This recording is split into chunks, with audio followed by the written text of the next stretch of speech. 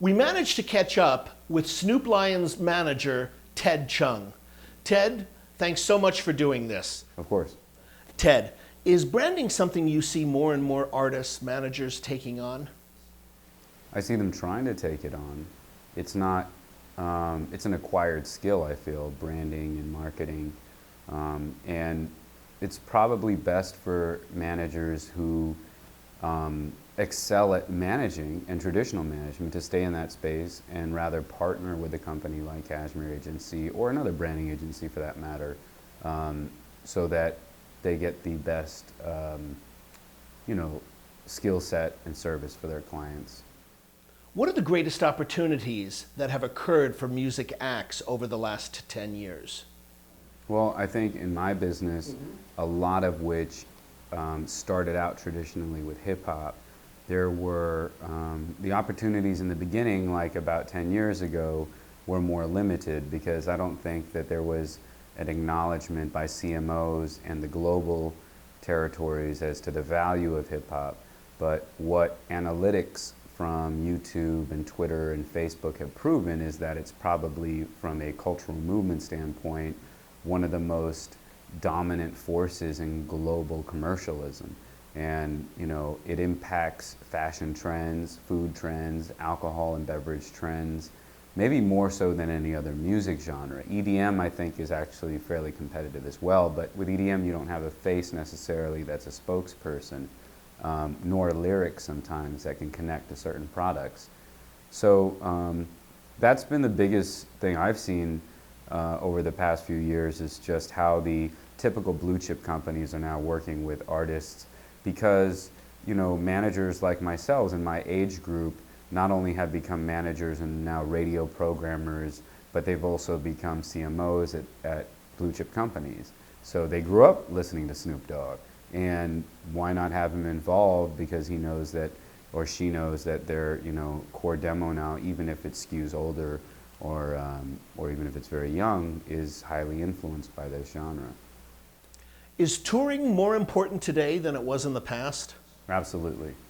All things should drive to touring, because as much as you have to be savvy in knowing how to manipulate and properly communicate and translate your artist's creative over social networks and apps, and understand the number crunching side of what the internet allows, at the end of the day, the value of the live performance has increased, because the rest of the material available from you or competing artists, it's a saturated marketplace, right?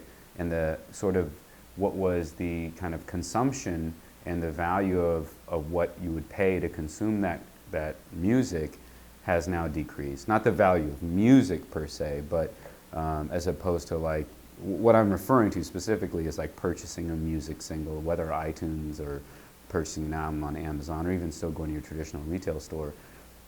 That part of it has decreased.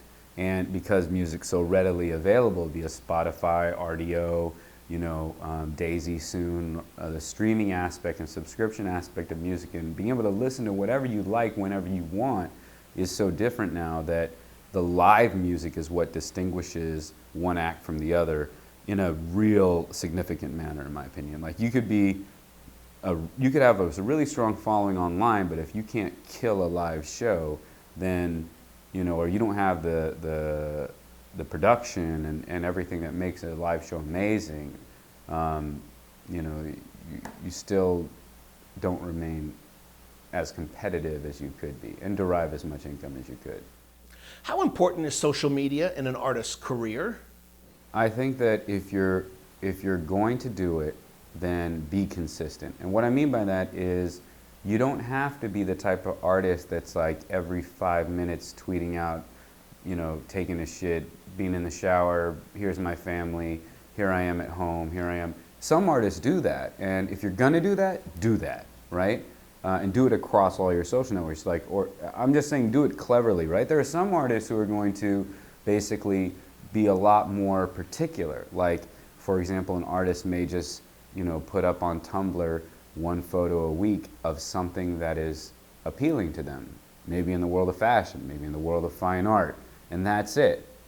just be consistent with that then, right? Like how it is your method of communication to your fan base, and whether you want to remain mysterious or whether you want to give them full access, you know, choose one or the other, in my opinion. And consistency is key.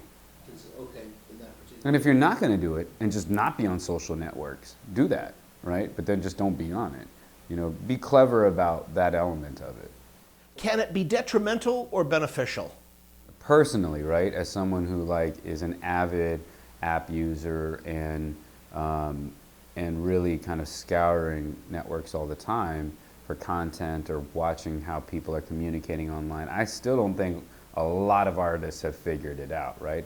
It's lame to me to see an artist who like puts up one Instagram randomly every 4 months, 5 months, you know, and they're so not relevant or make a point. Some artists do it very cleverly, like use their Twitter account only at critical moments when they need a forum to share something with their fans because of controversy, because of a press event, you know what I mean? And then there are some artists who just are just on it all the time, blasting away, promoting stuff.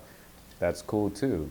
But you can tell when if you're a savvy user when someone's not manipulating the medium right. It's a medium, you know what I mean? It's like having a TV show, in my opinion. So you can either make specials or you can be a sitcom, or you can, but it's got to be consistent. No one wants a show that comes on, you know, sometimes on Tuesdays and then 3 months later on a Wednesday, if that makes sense. No, but you got to see it as a medium of content and communication.